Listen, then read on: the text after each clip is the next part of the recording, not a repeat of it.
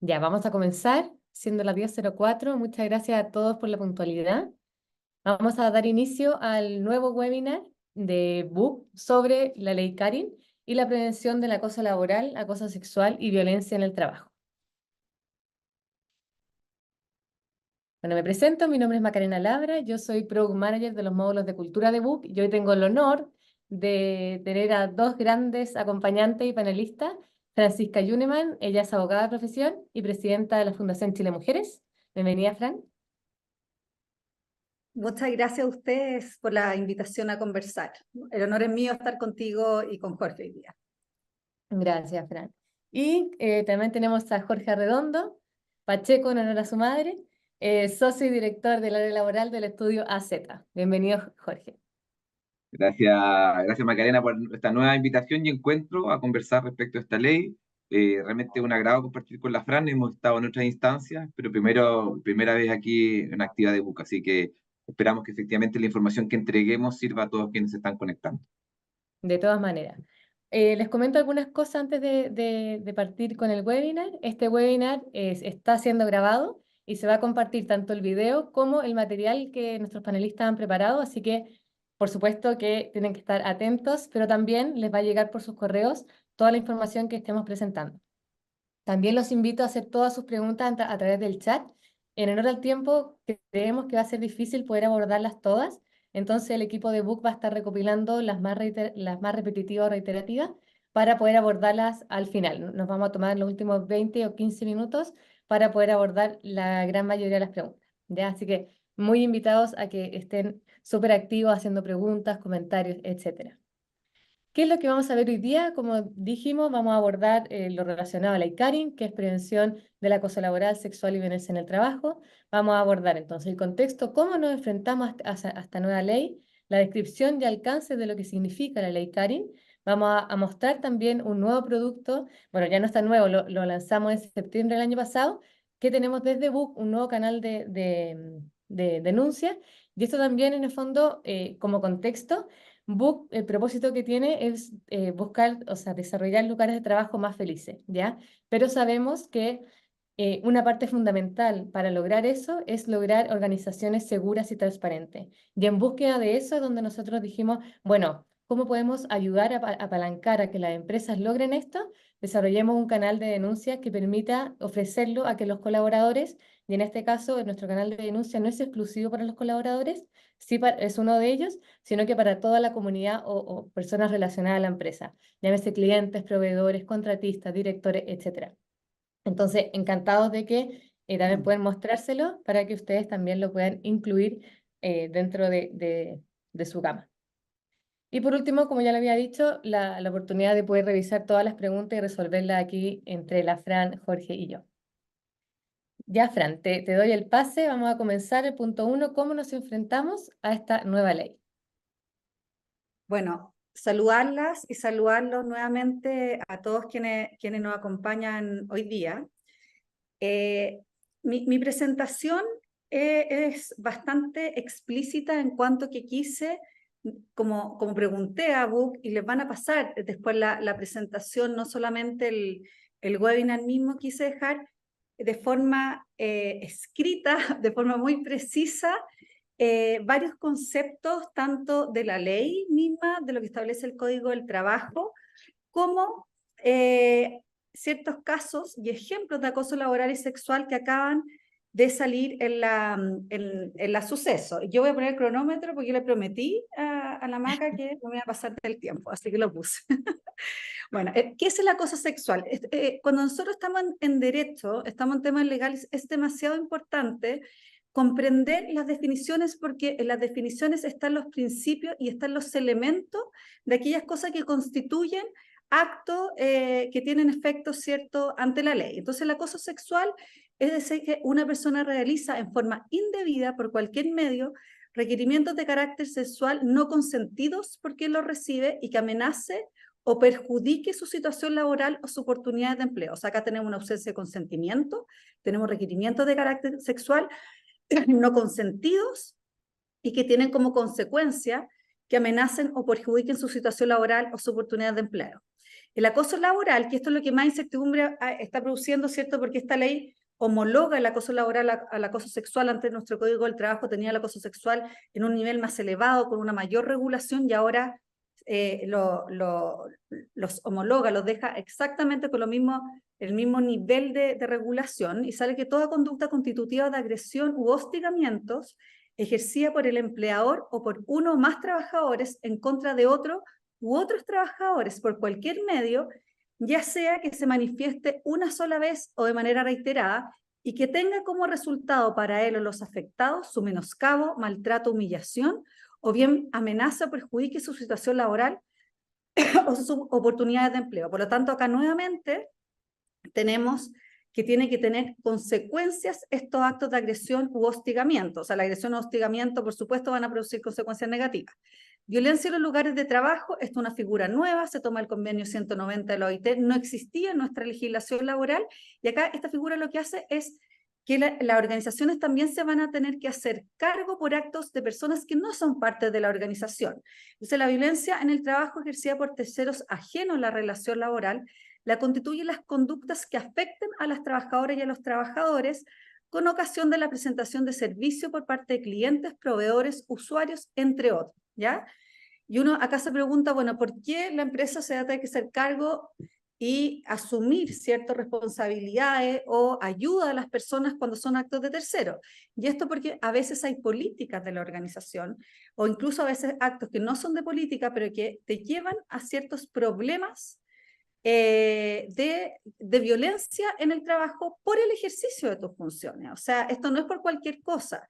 Acá la ley es precisa y dice con ocasión de la prestación de servicio. Por ejemplo, un cliente que se violenta por una política de la organización a la persona que está en la mesa, que está ahí en el mesón, por una política que a lo mejor estableció una gerencia, y que esa persona no tiene ni una responsabilidad y que a veces son injustas, o bien hay gente que es violenta no necesariamente por una política injusta.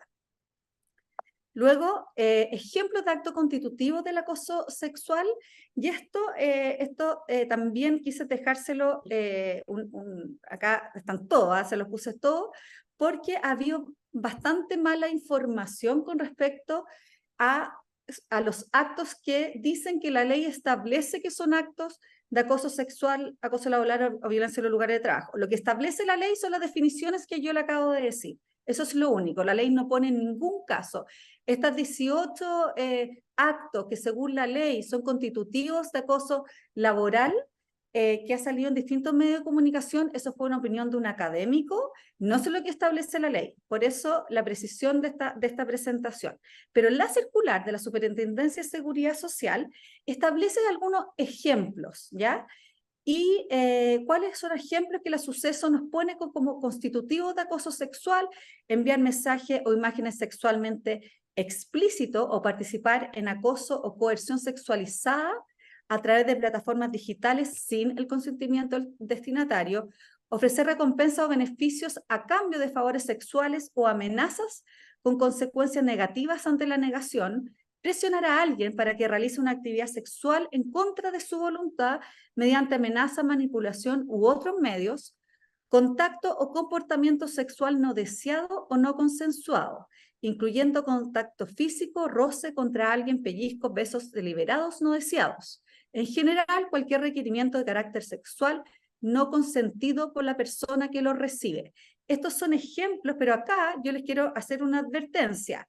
Hay ejemplos que pone el suceso que no solamente son constitutivos de acoso sexual, que son estos requerimientos de carácter sexual no consentidos por quien lo reciben, que perjudiquen o amenacen su relación laboral o sus oportunidades de empleo, sino que también puede ser constitutivo de delito, ¿ya? Como el abuso sexual, como una violación. El abuso sexual es cuando ya hay contacto íntimo, digamos, no consentido con la persona afectada, y en ese caso la empresa, y esto sí lo establece la ley, tiene la obligación que cuando recibe esa denuncia, por eso van a tener que ser personas muy capacitadas en estos temas, en los canales de denuncia, y se da cuenta que está ante un caso no solamente de acoso sexual, sino que también ante un caso de abuso sexual que está ya no en el Código del Trabajo, sino que en nuestro Código Penal, tiene que decirle que ella no solamente sufrió un acoso sexual, o él, sino que también sufrió un abuso sexual, o eventualmente incluso podríamos llegar a un caso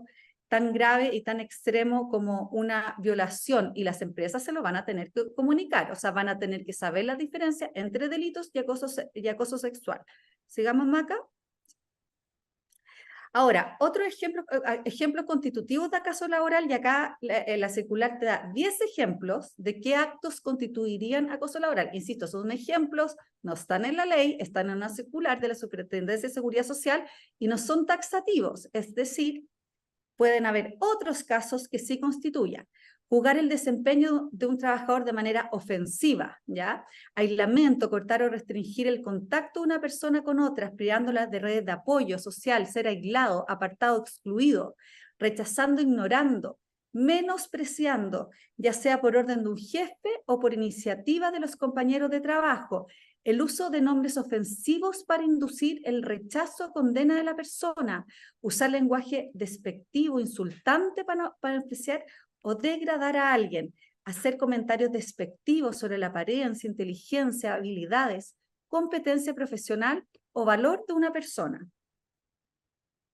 También son ejemplos constitutivos de acoso laboral, de acuerdo a esta circular de la Suceso, obligar a una trabajadora o un trabajador a permanecer sin tareas que realizar o obligarla a realizar tareas que no tienen que ver con su perfil profesional, pero con el objetivo de denigrarlo o menospreciarlo. No es asignar tareas diferentes porque sí, tiene el objetivo de denigrar o menospreciar, expresar intenciones de dañar o intimidar a alguien verbalmente, enviar mensajes amenazantes, abusivos o despectivos por correo electrónico, redes sociales o mensajes de texto, hacer comentarios despreciativos de otro referido a cualquier característica personal como género, etnia, origen social, vestimenta o características corporales. En general, cualquier agresión o hostigamiento que tenga como resultado el menoscabo, maltrato, humillación o que amenaza o perjudique la situación laboral o las oportunidades de empleo, volviendo acá a los sucesos a poner la definición.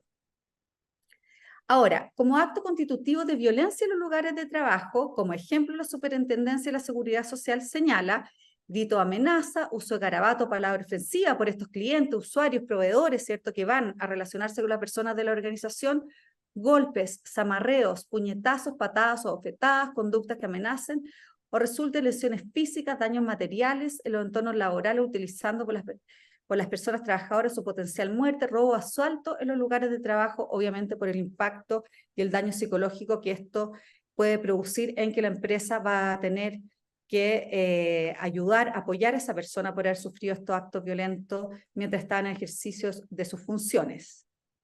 Estos, insisto, son lo que yo le acabo de decir, son solamente ejemplos que establece la Superintendencia de Seguridad Social en una circular, no están explícitos en la ley, y en la ley solamente tenemos estas 3 definiciones que yo lo di, que es muy importante para no generar esta confusión que se ha producido. Entonces, ¿cuáles son los principales cambios para las empresas? Primero, la prevención, capacitar al 100% de las personas. Esto hay que tener el deber de capacitar en prevención como en el sentido amplio, es decir, no solamente un grupito, sino que al 100% se homologa el acoso laboral al sexual a través, ¿cierto?, de que ya no se requiere reiteración, a través del procedimiento de investigación, sanciones, etcétera, que ahí Jorge va a ahondar en eso. Se crea la figura de violencia en los lugares de trabajo que ya acabamos de explicar tanto en su definición como en los casos de la Superintendencia de la Seguridad Social, y la perspectiva de género. ¿Y qué es la perspectiva de género? Esto es algo que produce bastante inquietud, y ahora nosotros pasamos, Maca, a la siguiente diapositiva, y acá esta circular de la Superintendencia también nos da ciertas luces, nos dice que la perspectiva de género permite considerar en la gestión preventiva la existencia de un impacto de género en las oportunidades, roles o interacciones sociales de las personas, considerando las relaciones de poder asimétricas en la sociedad. Nosotros entendemos que debe, si bien la ley misma establece que debe haber perspectiva de género en algunos procesos, en algunas instancias del acoso laboral, sexual o violencia en los lugares de trabajo, nosotros entendemos que debe interpretarse en un sentido amplio, es decir, que la perspectiva de género, es decir, que el género de una persona no es inocuo, sino que produce y tiene consecuencias, ¿cierto? Los derechos, oportunidades, roles o interacciones que se van produciendo por estas relaciones asimétricas que existen, y debe entenderse que debe estar presente en todo el protocolo, las capacitaciones, la gestión preventiva, la medida inmediata, los procesos de investigación, las sanciones, y ahora les voy a mostrar algunos ejemplos que nosotros como Chile Mujeres creemos que sería perspectiva de género. Por ejemplo, ¿cómo una capacitación podría tener perspectiva de género? Con casos que asuman las diferentes realidades y actos de acoso de mujeres y hombres en los lugares de trabajo, porque las capacitaciones van a tener que, ¿cierto?, ser a través de casos concretos. O sea, si bien uno lo puede capacitar en el término conceptual, legal, general, también va a tener que tener bajadas concretas, y eso sí va a tener que asumir estas diferentes realidades y actos que sufren en acoso de manera distinta los hombres y las mujeres en los lugares de trabajo. Canales de denuncia.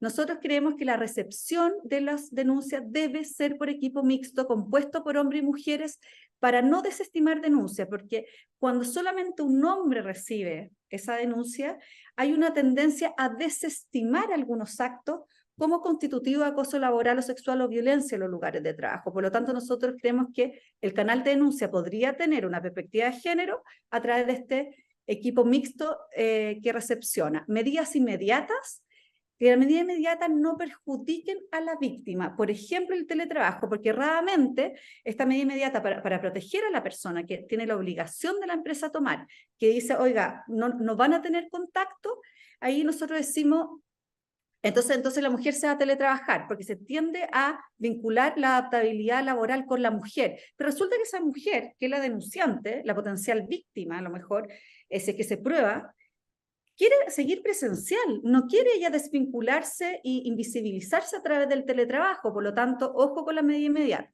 Investigación y sanción, un comité imparcial con representación equitativa de género.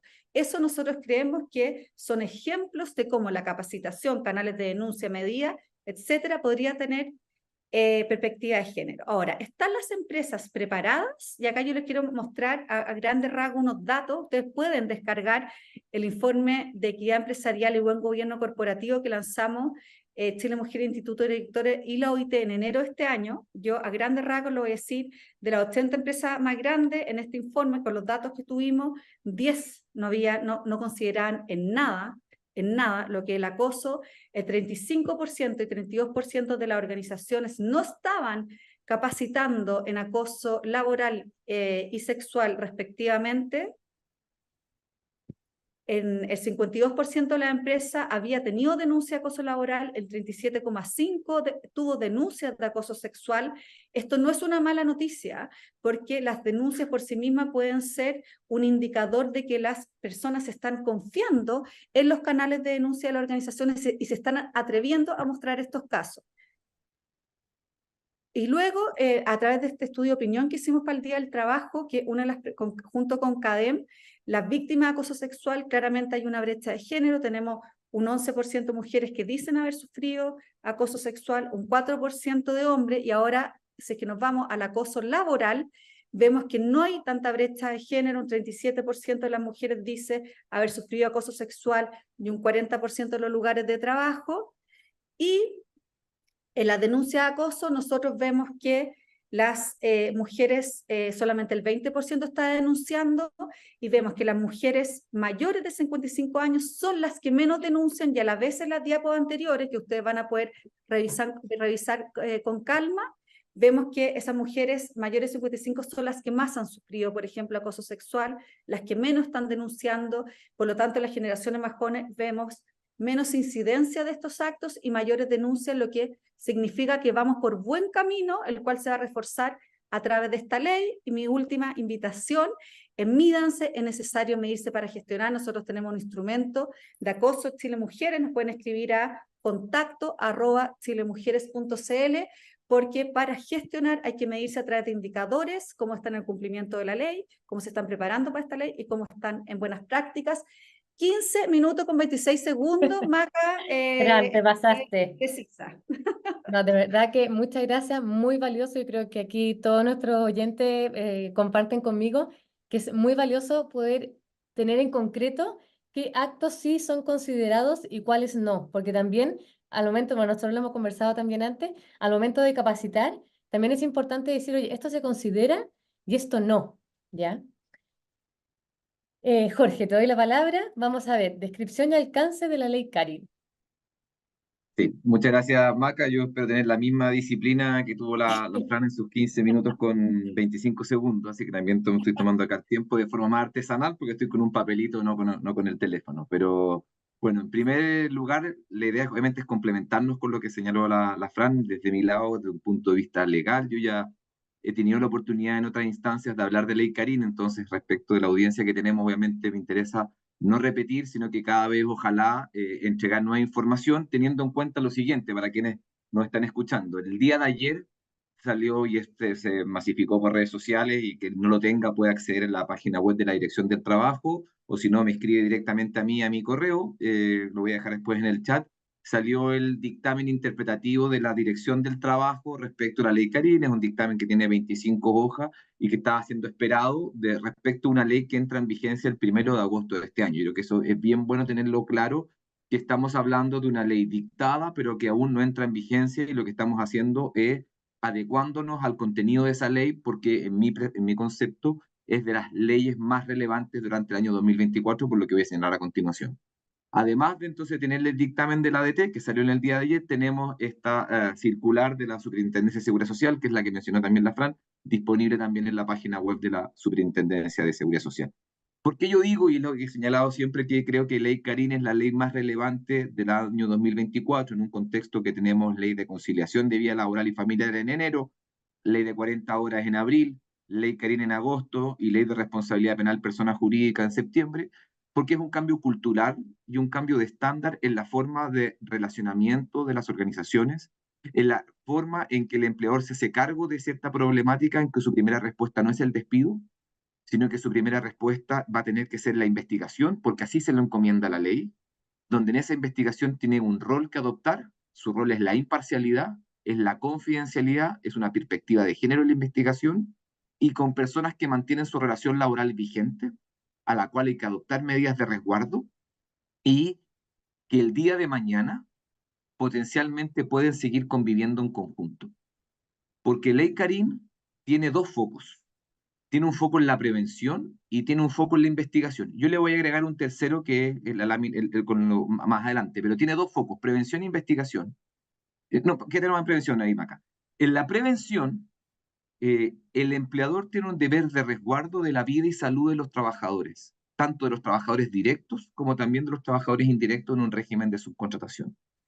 Y en esa lógica, Ley Carín lo que le encomienda al empleador, y en los primeros aspectos de los cuales que hay que avanzar, y la circular de la Superintendencia de Seguridad Social nos ayuda en ese contexto, es en pesquisar los riesgos a los cuales están sujetos los trabajadores en estos tres fenómenos, en estas tres figuras, que son el acoso laboral, el acoso sexual y la violencia en el mundo del trabajo. Han existido opiniones de autores que pueden discrepar o no con el contenido de la ley, si la reiteración era un elemento necesario o no de habérselo sacado el acoso laboral. Esas son discusiones, creo yo, más bien técnicas, pero para el foro al que estamos hoy día, lo importante es que tenemos una ley vigente y obligatoria, y que en el foco de la prevención le dice a la empresa: empresa, usted es titular, usted es el responsable de detectar esos riesgos. El empleador, como responsable y como titular de esa obligación, en la lógica de la prevención, puede sentar a la mesa, por llamarlo de alguna manera, a todos quienes cree que pueden ser relevantes, que le entreguen información para romper las brechas en tener claridad de cuáles son los riesgos inherentes a la gestión que llevan a cabo sus trabajadores. Puede eventualmente tener reuniones, por ejemplo, con sus organizaciones sindicales, puede eventualmente solicitar reunión al comité paritario, puede asesorarse con terceros, pero el titular y el responsable en la gestión es el empleador, en identificar esos riesgos, evaluarlos, no solamente detectarlos, luego prevenirlos, ver cuáles son las medidas de mitigación para que ojalá esos riesgos en estos tres fenómenos, acoso laboral, acoso sexual y violencia en el mundo del trabajo, no ocurran. Tiene un deber de luego de proporcionar esta información a sus trabajadores. No sirve de nada que esta información esté piramidalmente concentrada en el núcleo empresarial y no baje a sus trabajadores, que les permitan adoptar las medidas de resguardo en lógica de acoso laboral, acoso sexual y violencia en el mundo del trabajo. Y tiene una obligación de semestralmente dar a conocer cuáles son los canales de denuncia que tienen los trabajadores cuando están frente a fenómenos de acoso laboral, acoso sexual o violencia en el mundo del trabajo.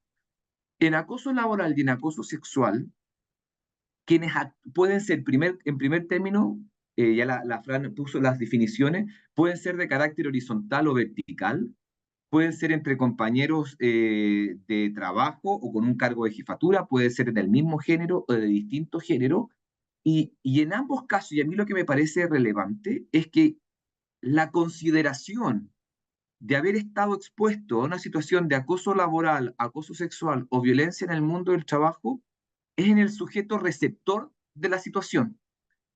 No es en la intención eventualmente positiva de quien efectuó el acto, el comentario, porque quien va a hacer la denuncia, y dice la ley, le otorga esa calidad al afectado. El afectado, es decir, ese trabajador que pertenece a la organización, es el que considera que eventualmente se ve expuesto a una situación de acoso laboral, acoso sexual o violencia en el mundo del trabajo y que falló en cierto modo la prevención.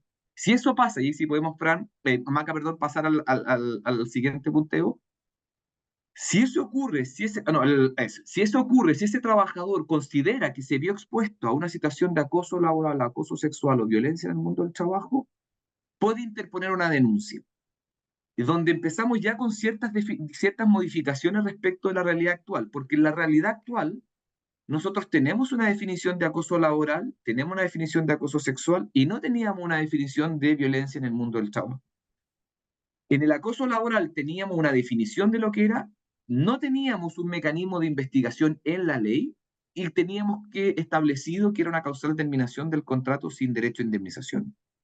En el acoso sexual teníamos una definición, teníamos un mecanismo de investigación y tenemos una forma de terminación del contrato de trabajo. Lo que hace Ley Carín es homologar las formas de investigación que la ley se la encomienda al empleador o eventualmente a la inspección del trabajo, si el trabajador recurre a esa instancia, para que ese empleador inicie un proceso de investigación. Yo quiero ser claro en este punto.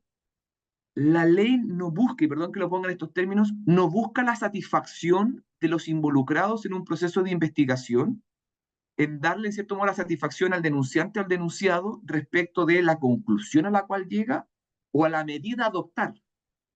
La ley le encomienda que el denunciante interpuesta la acción, forma, el dueño de ese proceso es el empleador, que deberá adoptar medidas de resguardo, y deberá llevar a cabo la investigación en un periodo de tiempo y deberá contar con personal idóneo para hacer esa investigación, pero no busca la satisfacción de los involucrados. Entonces, eventualmente puede generar insatisfacción un proceso de investigación en cuanto a las conclusiones, al resultado. Más aún, si cuando se interpone la denuncia en contra de alguien y esa persona considera que no es responsable de los hechos que se le están imputando, esas personas potencialmente, si no es el despido la causal que se aplica, va a seguir conviviendo en la organización. Y eso lo quiero llevar después al tercer punto, que yo creo que un tercer pilar de la ley, que no está contemplado, pero yo que lo establezco como recomendación. Entonces, desde la investigación, lo que cambia es que se admite que la denuncia sea verbal. En la ley vigente a junio del 2024, en la lógica de acoso sexual, la denuncia tenía que ser por escrito por parte del afectado. Esta denuncia verbal, quien la recibe tiene un deber de escrituración de la denuncia, del contenido de la denuncia. La ley no regula, o más bien no dice qué pasa si, porque lo que la ley, más bien, la ley lo que dice es que escriturada la denuncia por parte de quien la recibe, donde los cargos de jefatura representan al empleador, por tanto es muy importante la capacitación a los cargos de jefatura respecto de cómo reaccionar, debe obtener la firma del denunciante. Bueno, problemáticas que pasan es, bueno, ¿qué pasa si el denunciante no quiere firmar esa denuncia que me manifestó de forma verbal, que yo escrituré, que luego le paso para que me firme y no quiere hacerlo? La ley no lo regula. Mi interpretación es que en ese caso hay denuncia igual. porque si no, hubiese carecido de sentido contemplar a la denuncia verbal como un mecanismo para poner en marcha el aparataje institucional y no hubiésemos quedado con la misma lógica que existe actualmente de exigir denuncias escritas. Por tanto, de esa problemática, mi interpretación es que la firma no es el trámite esencial para dar lugar al inicio de la investigación. Entonces, tenemos la denuncia verbal, tenemos la denuncia por escrito, que el denunciante puede escoger que si se la hace el empleador o la hace directamente la inspección del trabajo. Si se la hace el empleador, para este tiene una obligación y tiene una opción. La obligación que tiene el empleador cuando le llega la denuncia es adoptar las medidas de resguardo respecto de los involucrados, es decir, del denunciante y del denunciado. Por eso, la ley no contempla la viabilidad de una denuncia anónima ante este escenario, porque no permite hacerse cargo de una investigación, porque no permite eventualmente adoptar medidas de resguardo. Nada quita que de una lógica de compliance ante una denuncia anónima se genere una respuesta para darle un cauce eventualmente a esa denuncia. Pero desde lógica de ley Karim se requiere la denuncia del involucrado. Y involucrado admitiría eventualmente dos interpretaciones, o la persona directamente afectada por el acto de requerimiento, por ejemplo, de contenido sexual no consentido, o la discusión que se ha planteado que si un tercero presencia esta situación, puede denunciarla. Mi interpretación es que el aparataje institucional de ley Karim surge y es a partir de que el afectado que recibe el acto de acoso sexual o acoso laboral o de violencia en el mundo del trabajo es esa persona la que presenció la situación o la que, la que percibió y vivió la situación, la que puede dar legitimidad al inicio del proceso de investigación. Entonces, el empleador, deberes de resguardo de los involucrados, no de solo una de las partes. Esas medidas de resguardo no requieren consentimiento del trabajador, esa es mi interpretación. La ley le encomienda ese rol al empleador y en virtud de las facultades de administración, de dirección y gestión, esa facultad de mando, entonces, le otorga que esas medidas de resguardo que la ley no las expresa todas, da un abanico de posibilidades, separación de los puestos de trabajo, de los turnos, no requeriría, en mi concepto, consentimiento porque es en ejercicio de una facultad mayor y de un deber de protección. Mi interpretación también, de ahí podemos eventualmente disentir, es que la dirección del trabajo carecería de facultades para analizar la proporcionalidad de la medida de resguardo, sino que más bien sus facultades son de un control formal, es decir, si las medidas de resguardo se adoptaron por parte del empleador dentro de los 3 primeros días. Entonces, eso es lo obligatorio, medidas de resguardo. E incluso se innova porque una medida, y que yo creo que no es de resguardo desde el punto de vista de los involucrados, una medida de resguardo es derivación a la respectiva mutualidad para una terapia preventiva en materia de protección de la integridad psíquica. Entonces, eso es lo obligatorio, medidas de resguardo. Y desde lo opcional, una vez interpuesta la denuncia, el empleador puede decidir si investiga directamente o si remite los antecedentes de la inspección para que éste investigue. Si decide investigar directamente, el empleador debe designar a personas idóneas para que lleven a cabo este proceso de investigación. ¿Idóneas en qué sentido? En lógica de perspectiva de género, en temáticas de acoso o de derechos fundamentales. El dictamen de la ADT viene a clarificar cuestiones que por lo menos para mí eran claras, pero creo que es bueno que queden obviamente en el papel y consolidadas. Había existido cierta discusión de si el empleador podía externalizar en un tercero ajeno a la organización empresarial el proceso de investigación. Porque ¿cuál era la discusión ahí? Si eventualmente de cara al denunciado podía existir una violación a un derecho fundamental, por ejemplo, la vida privada, que con situaciones propias del entorno laboral llegaran a conocimiento de un tercero que no forma la parte de la empresa.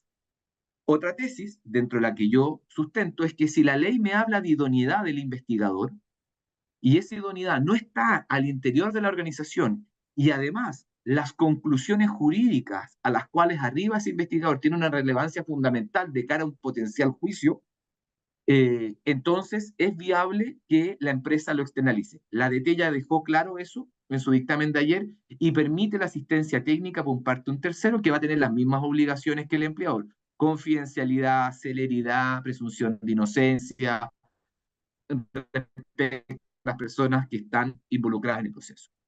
Cuando lleva a cabo la empleadora la investigación, debe hacerlo además en un plazo de 30 días, La ley no admite excepción en ese sentido, entonces puede haber problemáticas, puede ser que el trabajador denunciante o el denunciado esté, por ejemplo, con licencia médica, se vaya a vacaciones, la ley no establece un periodo de suspensión del proceso de investigación, así que yo creería que hay que cumplir con ese plazo, porque la ley es bien taxativa en eso, y luego de esas conclusiones, esa investigación, se derivan a conclusiones y el empleador debe remitir esas conclusiones a la inspección. Dice su dictamen ayer es claro, es no para hacer un control formal de la investigación, no para hacer un control de fondo de la investigación, porque la inspección no lo hizo, sino que más bien un control formal. Y tiene 30 días para arribar a esa conclusión, para dar sus opiniones la inspección. Si no dice nada, se entenderán como válidas las conclusiones a las cuales llegó el investigador que designó la empresa. De ahí entonces que yo sustento la tesis entonces, y me parece bien lo que dijo la de ayer, de que admite la asistencia técnica a un tercero por la relevancia que tienen estas conclusiones. La ley no dice nada, entiendo que ya me estoy acercando hacia el final, Maca, la ley no dice nada respecto de los medios de prueba a los cuales puede recurrir el investigador, la forma de convicción del investigador, de cómo llega a sus conclusiones, el grado de participación de los involucrados, qué pasa si uno no quiere participar, no dice nada respecto del retracto de la denuncia, lo que nos obliga entonces a interiorizarnos en temáticas de perspectiva de género, de cómo el comportamiento humano y más bien con lógica perspectiva de género de comportamiento de situaciones de mujeres que, por ejemplo, vivieron situaciones de acoso sexual, si el retracto, por ejemplo, puede ser indiciario de la ocurrencia del hecho, o si el retracto es una forma de terminación de un proceso, la ley no dice nada al respecto. Por ello, teniendo claro estas dos bases en las cuales está estructurada la ley Karin, prevención y por otro lado investigación, y con esto yo termino, Maca, si me pasé la segunda, yo creo que la gran recomendación si estamos aquí con personas que lideran equipos de recursos humanos, es que como nunca, y por eso esto es un cambio de paradigma, las investigaciones internas implican una forma de resolución de conflictos al interior de las organizaciones, en interiorizarnos de temas que anteriormente quizás se escondían bajo la alfombra. Y cuando yo hago de gobernanza, que es un tema que no está en la ley, sino que es mi recomendación más bien técnica, es que esto implica que las empresas estén preparadas, uno, con lo que hablaba la Fran de tener implementado canales de denuncia, pero también de hacerse cargo de las secuelas que deja establecido un proceso de investigación. Porque puede ser que los intervinientes no queden satisfechos con las conclusiones a las cuales se arriben, no queden satisfechos con las medidas que se apliquen. Yo voy a estar conviviendo en un entorno laboral con un cumplimiento de metas, de objetivos, con un relacionamiento entre los involucrados del cual me tengo que hacer cargo. Entonces, cuando yo hago de la gobernanza, estoy pensando en no solamente en quién recibe la denuncia, quién adopta las medidas de resguardo, quiénes integran ese comité, si hay perspectiva de género en ese comité o no, si el cargo de jefatura va a estar dentro de ese comité que tome las medidas de resguardo, cómo se dictamina si se hace internamente la investigación o se externaliza, sino que es quién va a administrar, una vez concluido el proceso de investigación, la información que se recabó en este proceso. Porque como nunca implica hacerme cargo de cuestiones que potencialmente antes no hacía. Y por eso para mí es un cambio de paradigma ley Karin, porque no solamente me obliga a investigar que los empleadores y resolver un conflicto con personas con relación laboral vigente, sino que también hacerme cargo para que en una especie de círculo virtuoso no tenga que esperar una próxima denuncia para recién intervenir. Entonces, cuando yo hablo de gobernanza, mucho de lo que estamos trabajando con nuestros clientes es efectivamente la forma en que vamos a encauzar estas temáticas de problemas que tenemos, donde el problema es parte de la habitualidad. Y, por ejemplo, y con esto termino, si alguien estuvo con medidas de resguardo separado de sus funciones un periodo de tiempo durante 30 días en que le fue acusado de una cierta actuación, y la investigación arroja que esa persona no es culpable, por tanto, laboralmente hablando, es de qué forma vamos a eventualmente reincorporar a este trabajador a sus funciones al día 31, por llamarlo de alguna manera, entendiendo que pasó un tren por su vida, en el cual se vio expuesto a una serie de situaciones, bueno, de qué manera vamos a convivir. Y con el denunciante, la denunciante pasa exactamente lo mismo. Entonces eso es lo que quiero abordar efectivamente con Ley Karin y agregar nuevos elementos a este conversatorio en que estamos con la Fran, para siempre ir ojalá marcando las nuevas realidades y desafíos que tienen las empresas con este tema.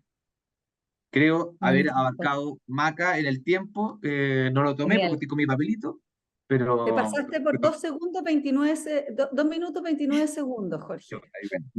Se me quitan en mi próxima invitación. Buenísimo. Para dar después espacio a las preguntas y que no nos pase mucho, me quiero ir directo a la demo. Como yo les contaba, Book en su afán y en el propósito de crear lugares de trabajo más felices, aquí me va a salir, está ahí de pantalla completa, busca crear un canal de denuncia en donde le permite tanto a los colaboradores o cualquier persona relacionada a la empresa declarar comportamiento inadecuado, etcétera. Entonces, esto se les va a compartir. Como ya es un material que ustedes van a tener a disposición, voy a aprovechar los minutos para irme a la demo. Acá a los administradores ya se les va a disponibilizar una URL que es pública. ¿Ya? ¿Qué quiere decir eso? Que aquí cada empresa va a determinar dónde va a disponibilizar esta página web, ya este formulario. Y por eso digo que depende del alcance que le quiere dar cada empresa, porque hay empresas que dicen, oye, yo en esta primera instancia lo quiero disponibilizar solamente para los colaboradores. En ese caso, yo recomendaría, esto a modo personal, dejarlo, por ejemplo, como un link de acceso público, solamente para los colaboradores, que esté, por ejemplo, aquí. Entonces, así solamente, dado que Book es una plataforma de uso interno, lo van a poder hacer clic, ¿ya? Hay otras empresas que lo quieren disponibilizar, como yo ya he dicho anteriormente, para clientes, proveedores, contratistas, directores, entonces lo podrían disponibilizar en su página web. ¿Y por qué? Porque en ninguna parte del proceso al denunciante o a cualquier persona que quiere generar una denuncia le va a solicitar credenciales de Book, ¿ya? Esta es, en el fondo, para mantener la confidencialidad del proceso, este va por un carril aparte. ¿Qué quiere decir? Que, por ejemplo, un colaborador que quiere denunciar a su jefatura, no va a quedar registro en su ficha, ¿ya? Eso también es súper importante mencionarlo porque hay muchos colaboradores que dicen, pucha, como esa quizá, ¿quién va a saber, quién va a tener acceso a esta denuncia? Solamente el comité, ¿ya? Y obviamente el comité, como ya lo dijo la Fran y Jorge, deben ser personas capacitadas, expertas en esta materia. Este es un formulario bastante sencillo, pero súper robusto en el alcance que tiene. En este se permite que la denuncia sea anónima o no, porque obviamente no está solamente adecuado para la ley Karen, sino que para muchos otros tipos de denuncia. Entonces va a depender del caso. Tipo de denuncia, acá nosotros disponibilizamos un formulario bastante extenso. Aquí a modo de ejemplo, para aprovechar el tiempo, yo lo completé rápidamente. También aquí tenemos distintas opciones de la persona relación con la empresa, qué relación con la empresa tiene, dónde sucedió, cuándo.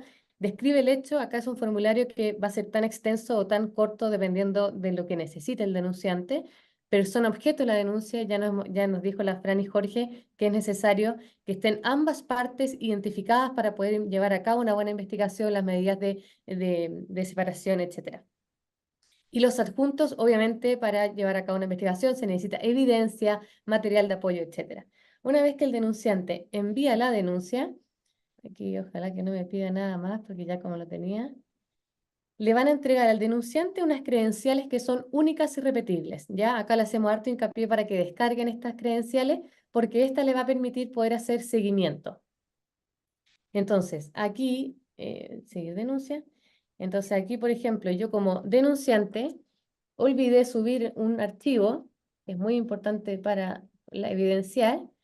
Entonces, yo puedo entrar todas las veces que quiera y puedo llevar una conversación asincrónica manteniendo este proceso de confidencialidad. No tengo que ir a la oficina de tal persona, no me tengo que exponer a mandarle un correo que quizás lo puede ver otra persona o a través de teléfono, etcétera. Este canal de denuncia, al ser digital, permite varias cosas. Primero, cuida el proceso de confidencialidad porque si bien la ley no exige que tenga que ser un canal digital, el canal digital sí otorga muchos beneficios en comparación con otros, ¿ya? Obviamente la confidencialidad, en no tener que yo enfrentarme presencialmente para declarar lo que me está pasando, etcétera, ¿ya?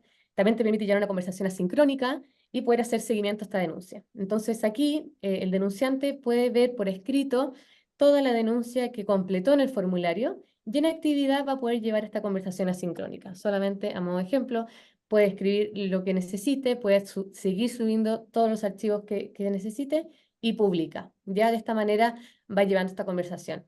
Por otra parte, el administrador va a ingresar a canal de denuncia y va a encontrar ay, perdón, estoy aquí.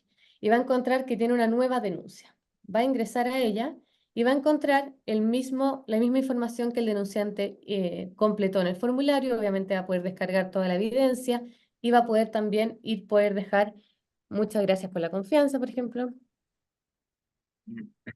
y va a poder comenzar la investigación. Ya va a poder dejar, va a poder llevar a cabo la investigación, va a poder dejar los antecedentes, la conversación, etc. Acá también es importante, también para velar por la confidencialidad, no se muestra quién está respondiendo, ya también porque muchas veces en el proceso puede ser que efectivamente tras una investigación se lleva a cabo que tal persona fue culpable, pero quizás a cabo de la investigación de la evidencia se lleva a cabo lo contrario, y tampoco la idea es que se lleven represalias contra la persona que lo llevó a cabo la investigación, ¿ya? Entonces, eso porque nos quedan 10 minutos, los invito a todos, voy a dejar el mail de Upselling para que conozcan en profundidad el canal de denuncia. Como yo les digo, cumple con la ley Karin, pero no es exclusivo para la ley Karin. Jorge nos comentaba también que en septiembre entra en vigencia la ley de responsabilidad penal, ¿cierto? Entonces también responsabilidad de los directores, de lo alto ejecutivo. Entonces también en línea lo que conversamos, este 2024 toma una relevancia muy importante el tomar conciencia y el hacer un cambio cultural de los procesos que están a cabo dentro de nuestras organizaciones, y los canales de denuncia permiten alinear, permiten sanar, permiten llevar a cabo una organización mucho más sana y transparente. Así que eso, voy a empezar a leer las preguntas. Un segundito. Si la víctima, aquí Fran y Jorge, aquí ustedes libremente, micrófono abierto, si la víctima no quiere denunciar, ¿la puede hacer un testigo? Aquí vimos lo que decía Jorge, que en primera instancia no, ¿cierto? Aquí ustedes me confirman. Mi interpretación es que el titular para hacerlo es el afectado, y el afectado, dado que son comportamientos en el acoso laboral no consentido porque él los recibe, y en el acoso laboral también tiene un componente subjetivo, mi interpretación es que desde el punto de vista de la activación de ley Karin, quizás no de otro tipo de análisis de clima laboral, cosas por el estilo, pero de activación de ley Karin y de garantía para los involucrados, requiere que la denuncia sea interpuesta directamente por la persona afectada y no por un tercero. Súper.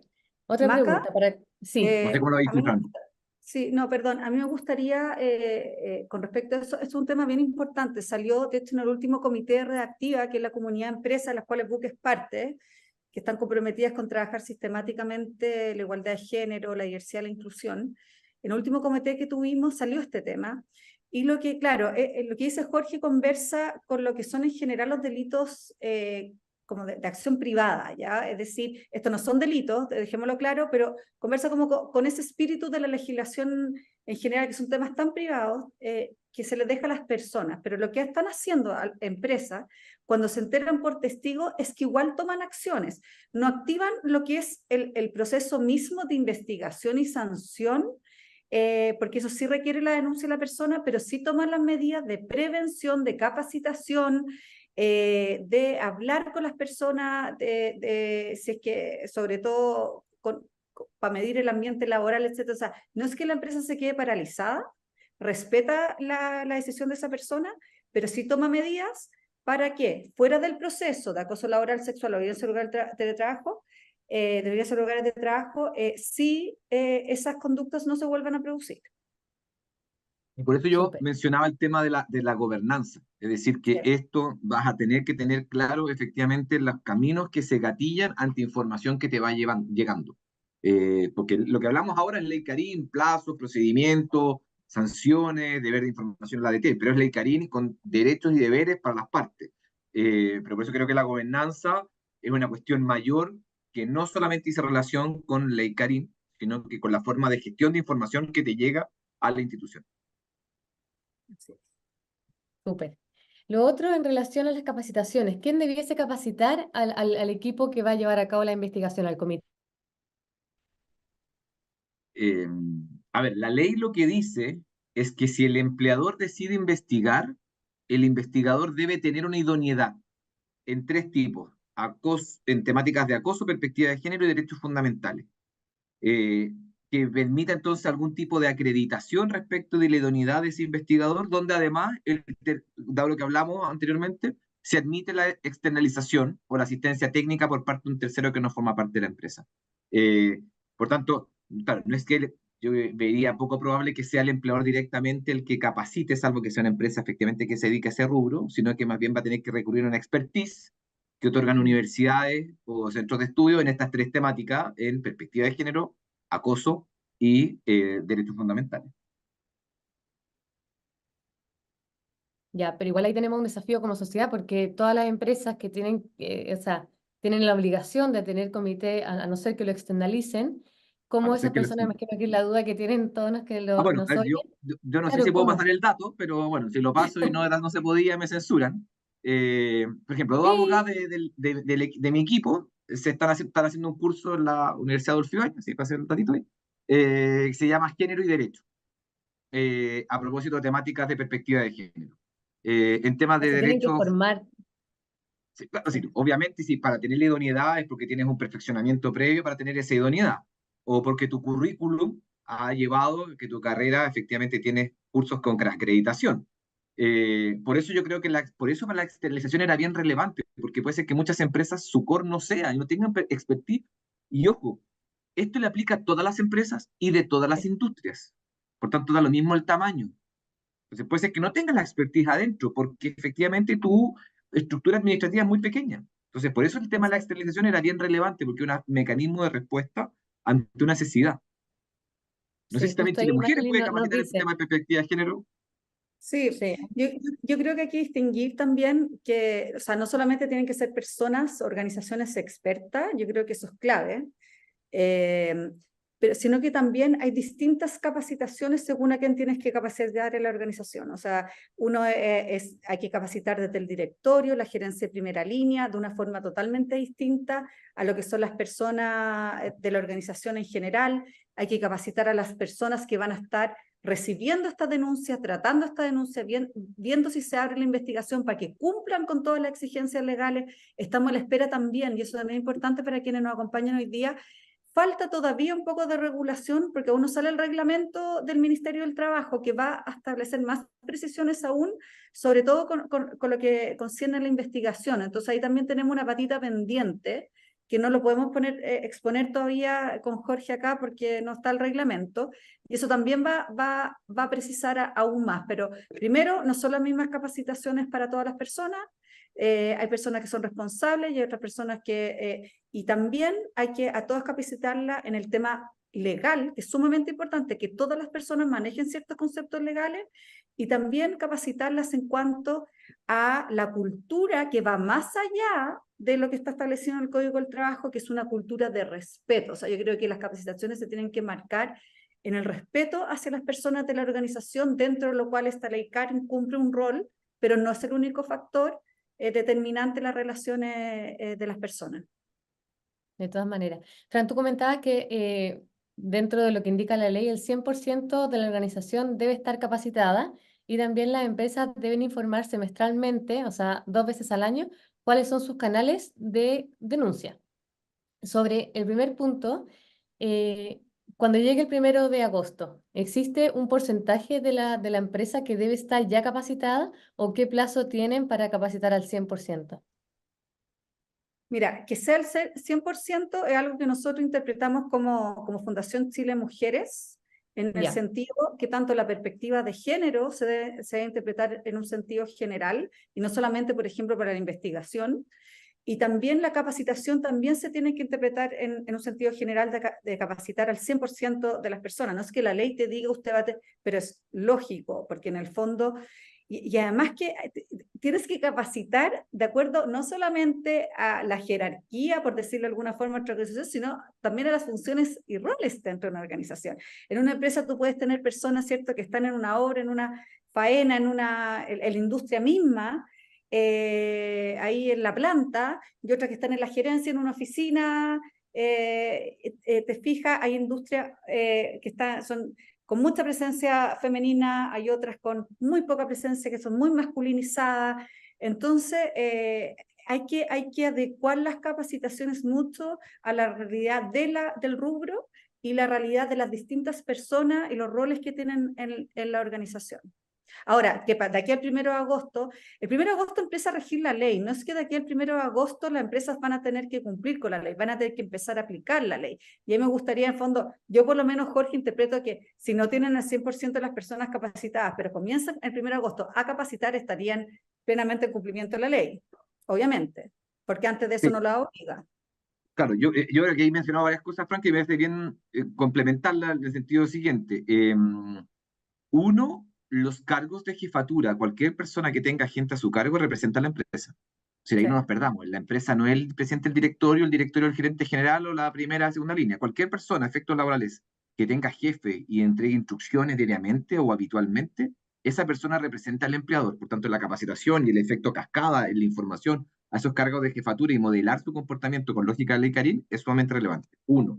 Dos, la ley indica que efectivamente, incluso el dictamen ayer de la ADT, que los reglamentos internos van a tener que actualizarse antes de la entrada en vigencia el 1 de agosto para contemplar lo que hizo relación con los mecanismos de investigación. Y si no están actualizados el 1 de agosto, las investigaciones va a hacerla la DT mientras tanto. Ojo, DT que no le rige el plazo de los 30 días y DT que no ha aumentado su dotación. Y las personas con relación laboral vigente y con medidas de resguardo que se mantienen vigentes mientras dura la investigación. Entonces, ojo con los efectos que tiene la actualización de los reglamentos para llevar a cabo los procesos de investigación. Y también hay un artículo transitorio que dice a propósito de las investigaciones que existían ya antes de la ICARIN siguen su curso, no cambian al nuevo estándar después del 1 de agosto.